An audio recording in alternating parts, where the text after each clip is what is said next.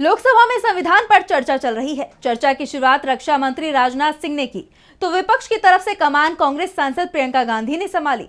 चर्चा के दौरान प्रियंका ने मोदी सरकार पर तीखे हमले किए तो अखिलेश यादव ने मोदी सरकार को कमजोर सरकार करार दिया।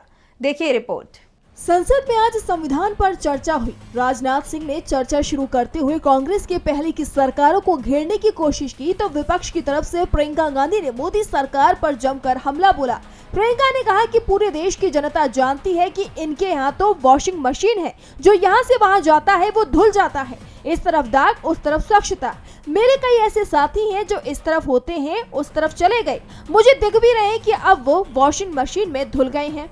जो लोग दबाव में नहीं झुकते हैं उन्हें जेल में डाल दिया जाता है, सताया जाता है। पूरे देश में डर का माहौल है। इनकी मीडिया की मशीन झूठ फैलाती है, शायद वो भी भय में है। मैं याद दिलाना चाहती हूँ कि ऐसा डर का माहौल देश में अंग्रेजों के राज में था। जब इस तरफ बैठे हुए गांधी के विचारधारा के लोग आजादी की लड़ाई लड़ रहे थे, तब उस विचारधारा के लोग अंग्रेजों के साथ सांठगांठ कर रहे थे। प्रियंका ने कहा कि पहले राजा भेष बदलकर आलोचना सुनने जाता था, लेकिन अब राजा भेष तो बदलते हैं। शौक तो है उनके भेष बदलने का, लेकिन ना जनता के बीच में जाने की हिम्मत है और ना आलोचना सुनने की। विपक्ष को डराने की कोशिश करने वाली सरकार आज खुद डरी हुई है। चर्चा में हिस्सा लेते हुए अखिलेश यादव ने मोदी सरकार पर देश की सुरक्षा से समझौते के आरोप लगाते हुए कहा कि कई जगह पर हमारी सीमा सिकुड़ रही है।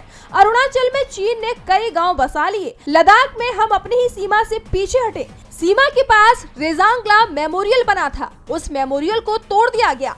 अखिलेश ने मोदी सरकार पर देश की सुरक्षा से खिलवाड़ करने का आरोप लगाया तो शिवसेना यूबीटी सांसद अरविंद सावंत ने विरोधी दलों की सरकारों को गिराने के लिए बीजेपी पर तीखे हमले किए। राज्यपालों पर राजनीतिक पक्षपात करने का आरोप भी लगाया। साथ ही उन्होंने देश में बढ़ती बेरोजगारी और मणिपुर में जारी जातीय संघर्ष के साथ साथ महिला सुरक्षा जैसे मुद्दों को भी उजागर किया।